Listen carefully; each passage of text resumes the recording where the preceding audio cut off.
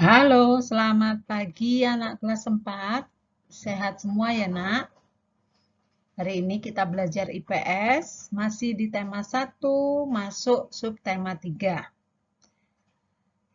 Hari ini Ibu akan menjelaskan 3.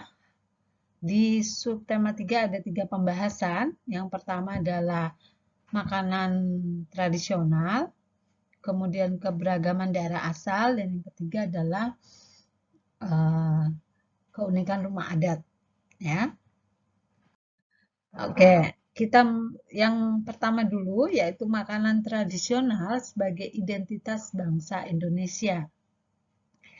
Anak-anak Indonesia kaya akan keberagaman budaya, salah satunya berupa makanan tradisional. Ayo kita mengenal makanan tradisional yang ada di Indonesia. Berikut Ibu tampilkan beberapa contoh makanan tradisional yang ada di beberapa wilayah di Indonesia. Yang pertama adalah rendang. Udah pernah makan ya nak ya, rendang?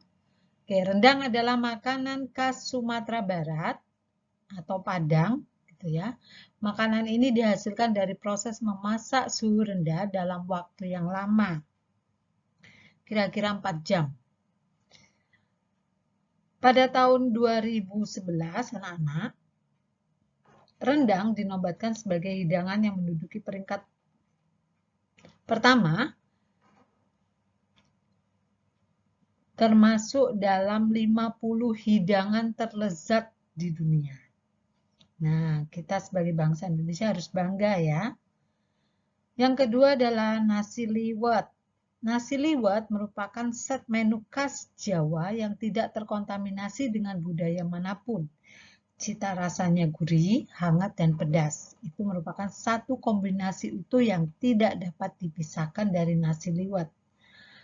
Awal mulanya nasi liwet berasal dari desa Menuran, Kecamatan Baki, Kabupaten Sukoharjo, Jawa Tengah. Kita lihat selanjutnya contoh makanan khas gudeg. Sudah pernah dengar dan pasti sudah pernah makan. Ya, ini sudah sangat terkenal sekali. Gudeg merupakan makanan khas Provinsi Yogyakarta. Gudeg terbuat dari nangka muda mentah atau bahasa Jawa disebut gori dan perlu waktu berjam-jam untuk membuatnya dengan berbagai macam rempah-rempah dan memakai gula aren serta daun jati. Ya, masakan gudeg ini menjadi berwarna coklat kemerahan. Ya, ini menjadi ciri khas dari masakan gudeg. Kita ke Papua, yaitu papeda. Papeda adalah makanan berupa bubur sagu khas Maluku dan Papua yang biasanya disajikan dengan ikan tongkol atau mubara yang dibumbui dengan kunyit atau namanya masakan ikan kuning ya. Papeda berwarna putih dan bertekstur lengket, menyerupai lem dengan rasa yang tawar. Papeda merupakan makanan yang kaya serat, rendah kalori, dan cukup bernutrisi. Ini bagus sekali papeda ya nak ya. Ibu pernah makan, rasanya tawar. Lanjut, kita ke nasi timbel. Dari Jawa Barat, nasi ini dibungkus dengan daun pisang. Beras yang digunakan jenis bagoto, yaitu beras merah campuran. Nasi timbel terdiri dari nasi, ikan goreng, tempe, sambal terasi, dan beberapa lalapan. Contohnya seperti ini anak-anak. Nah, sudah tidak asing ya, sudah pernah makan. Atau mama sudah buat di rumah, sudah pernah. Contoh makanan selanjutnya adalah nasi jinggo dari Bali. Nasi pulen yang dibungkus daun pisang dengan porsi yang kecil, dilengkapi mie goreng, serta suiran ayam pedas. Nah, seperti ini nak. Ya, nanti kalau main ke Bali dicoba ya nak, makan nasi jinggo, dicari di sana. Selanjutnya bubur Manado. Nah, dari Sulawesi Utara. Bubur putih yang berisi campuran jagung manis, labu, kangkung, bayam, dan kaldu ayam. Bubur Manado juga dapat disajikan dengan suiran ikan cakalang yang digoreng. Ya. Seperti ini anak-anak tampilannya. Sudah ada yang pernah makan? Lezat sekali ya, komplit dalamnya. Ada protein, ada karbohidrat, ada serat ya. Nah, ibu nggak tahu rasanya, ibu nggak suka bubur. Oke, kita masuk yang kedua, bentuk-bentuk keragaman daerah asal. Ya. Nah, anak-anak, daerah-daerah di Indonesia ini mempunyai bentuk-bentuk keragaman sendiri-sendiri. Tentu saja yang berbeda dengan daerah-daerah lain. Dan itu menjadi satu kekayaan kebudayaan nasional bangsa kita. Ibu akan ambil beberapa contoh saja, ya, karena begitu luas wilayah Indonesia, daerahnya cukup banyak. Contoh bentuk-bentuk keragaman daerah asal, kita lihat dari keragaman upacara adat saja. Ibu ambil 3. Yang pertama ini anak-anak, ini adalah upacara Kasodo dari Tengger. Dari suku Tengger, tepatnya di Gunung Bromo, Jawa Timur. Yang kedua adalah upacara Ngaben dari Bali, yaitu upacara pembakaran mayat, yang saat ini bukan hanya menjadi upacara adat, tetapi juga menjadi satu objek wisata di Pulau Bali. Nah, yang ketiga lompat batu dari Nias. Lompat batu ini upacara adat yang diperuntukkan untuk para laki-laki yang sudah menginjak dewasa. Kita lihat contoh bentuk keragaman daerah asal di Provinsi Jawa Tengah.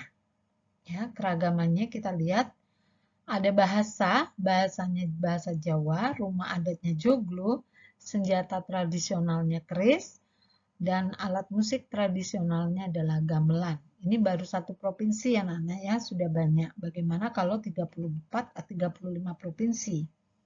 Nah, itu contoh bentuk-bentuk keragaman daerah asal. Selanjutnya kita akan melihat keragaman rumah adat. Keberagaman Indonesia, anak-anak, tercermin juga dari rumah adat. Kita harus mensyukuri keberagaman dan keindahan rumah adat tersebut. Berikut adalah rumah adat dari beberapa provinsi di Indonesia. Tidak semua ibu ambil ya nak, contoh saja ini. Nanti kalian bisa lihat, bisa cari sendiri. Contoh yang pertama adalah rumah gadang dari Sumatera Barat atau disingkat Sumbar. Nah, seperti ini ya. Sering kita jumpai di rumah makan Padang, menjadi ikon dari Sumatera Barat. Rumah gadang. Kemudian yang kedua rumah Aceh atau biasa disebut Rumoh Aceh. Nah, seperti ini.